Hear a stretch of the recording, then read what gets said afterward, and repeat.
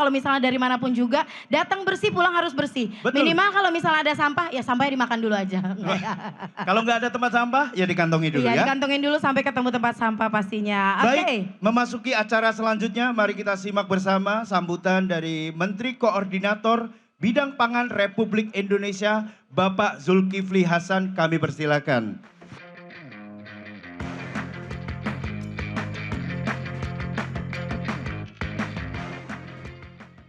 Assalamualaikum warahmatullahi wabarakatuh. Selamat pagi, salam sejahtera untuk kita semuanya. Excellency Ambassadors yang hadir pada pagi hari ini, Pak Jumhur, Muhammad Jumhur, Menteri Lingkungan Hidup kita yang baru. Tadi pidatonya sudah sebagai menteri, kemarin biasanya itu wah gitu ya. Pak Gubernur yang saya hormati beserta Ibu, Mas Pram, ini kami berteman sudah 30 tahun lebih ya. Pak Wakil Gubernur, Pak Pangdam, Pak Lejen TD, Pak Kapolda, Pak Asep yang saya hormati, seluruh Forkopimda yang saya hormati, ada Deputi Menko Pangan juga di situ. Tentu Bapak Ibu, maaf saya tidak sebut semua tapi yang saya hormati. Saudara-saudara, soal sampah ini menjadi kerisauan yang mendalam Bapak Presiden. Karena kita melakukan hal-hal besar, hal-hal yang mendasar, menjadi kebijakan utama Bapak Presiden, antara lain kita harus swasembada. Yang kedua, swasembada pangan, swasembada energi, hilirisasi. Tapi di mana-mana kelihatannya Pak Gub sampah. Presiden betul-betul risau, tidak mungkin kita menjadi bangsa yang maju, hebat, kalau ngelola sampah saja kita tidak bisa. Pada satu kesempatan, rapat, itu, ratas yang dihadiri banyak menteri-menteri, Presiden mengatakan, kenapa sudah 80 tahun sampah nggak selesai-selesai? Dan memang 11 tahun terakhir teknologi sudah banyak yang maju. Tapi 11 tahun terakhir pengelolaan sampah itu izin hanya selesai 2. 11 tahun 2. 2 pun satu tidak bisa jalan, yang satu kadang jalan, kadang tidak. On off. Itu 11 tahun. Kami rapat lagi, Presiden Pak Prabowo karena concern betul soal sampah, bertanya, gimana cara menyelesaikan sampah? Oh, saya ini kan Menko Pangan, Pak. Memang lingkungan koordinasi saya. Saya ngangkat tangan pada waktu itu. Sederhana, Pak, bikin aja Kepres atau peraturan Presiden, pangkas itu yang rumit-rumit. Oh, begitu? Ya, kira-kira 1 bulan saya diminta merumuskan, kita rumuskan ada aturan yang begitu panjang. Pak Gubernur kalau untuk menyelesaikan suatu Bantar Gebang atau satu pengolahan sampah yang di Jawa Timur, maka pengusaha itu harus izin Bupati, izin DPRD. Kalau dia 2 kabupaten, izin gubernur, izin DPRD provinsi.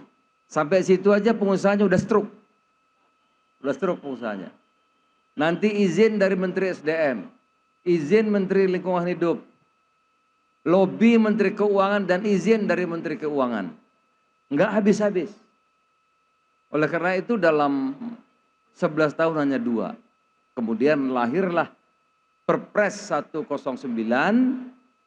diminta saya sebagai ketua tim, pelaksana hariannya Pak Jumhur. Karena beliau yang bidangnya lingkungan. Tapi karena dia lintas sektor, ada gubernur, ada bupati, ada kementerian terkait, itu kita pangkas, Pak. Tarif tunggal 20 sen. Jadi tarifnya tunggal 20 sen dengan waste to energy atau kita kenal dengan PESEL ya. Alhamdulillah Pak Gubernur sudah tanda tangan, sudah 71 kota, ya Ibu Nani ya. Kita akan selesaikan Pak Jumhur paling depan, ya 2027 50%, 2028 Mei termasuk Bantar Gebang insya Allah Mei 2028 akan kita selesaikan. Kalau teman-teman nggak selesai nanti boleh saya diprotes. 2028 bulan Mei Bantar Gebang ada 2. Tetapi itu yang kita selesaikan baru yang darurat. Darurat itu seperti Bantar Gebang, Bandung, Tangsel dan lain-lain. Yang jumlahnya kira-kira ada 71 kota yang kita gabung dalam 22 aglomerasi. Itu baru Pak Gub baru 22,5%. Kita akan selesaikan sampai 2028 Mei yang darurat. Dan itu nanti tidak boleh open dumping lagi Pak. Jadi kalau ada open dumping itu bisa diterapkan undang-undang lingkungan yang Pak Jumhur tadi bisa terkena pidana. Jadi nggak boleh lagi. Nah yang kedua ada yang itu yang 1.000 ke atas. 1.000 ton ke atas setiap hari. Jakarta ini 9.000. Pak Gubernur 9.000 Jakarta ini. Jadi kalau insenerator bisa 9 sebetulnya. 9.000 yang baru per hari. Belum yang lama Pak. Bantar Gebang itu belum tentu kelar 20 tahun. Nah, ya, yang numpuk itu seperti gedung 16 lantai. Nah ini yang tadi Pak Jumhur mengatakan 2 tahun itu baru insenerator Pak. Yang waste to energy, yang listrik. Sampah kita rubah jadi listrik. Itu 22,5%. Masih ada 77,5%. Ya itu nanti ada teknologi yang lokal sudah bisa. Ada yang 500 ton, ada yang RDF, ada yang gasifikasi. Ada juga nanti kita pakai insenerator tapi buatan dalam negeri. Itu bisa kita selesaikan kira-kira sampai 40% lagi Pak Gubernur.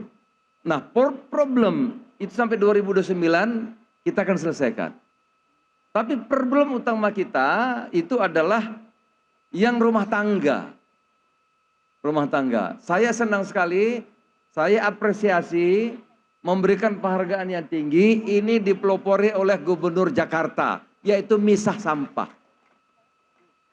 Itu problem pokok kita, problem utama kita Pak Gubernur misah sampah. Rumah tangga. Karena nanti sampai 2029 kantor nggak boleh lagi, harus selesai di kantor. Pasar harus selesai di pasar sampah. Restoran harus selesai di restoran itu. Toko harus selesai di toko itu. Mall harus selesai di mall itu. Tapi yang penduduk, yang masyarakat, kuncinya adalah milah sampah. Dan sekali lagi saya memberikan penghargaan yang tinggi, apresiasi yang tinggi, milah sampah dipelopori oleh Gubernur Jakarta, kita berikan aplaus yang banyak. Mudah-mudahan sampah musuh Jakarta, Pak Gubernur, kita akan rubah menjadi harapan. Sampah yang musuh kita akan rubah menjadi energi listrik. Tadi saya bisik sama Pak Gubernur, nanti kalau inseneratornya beliau ini sudah jalan, Pak Jumhur 2027, 2028, nanti sampahnya rebutan Bu.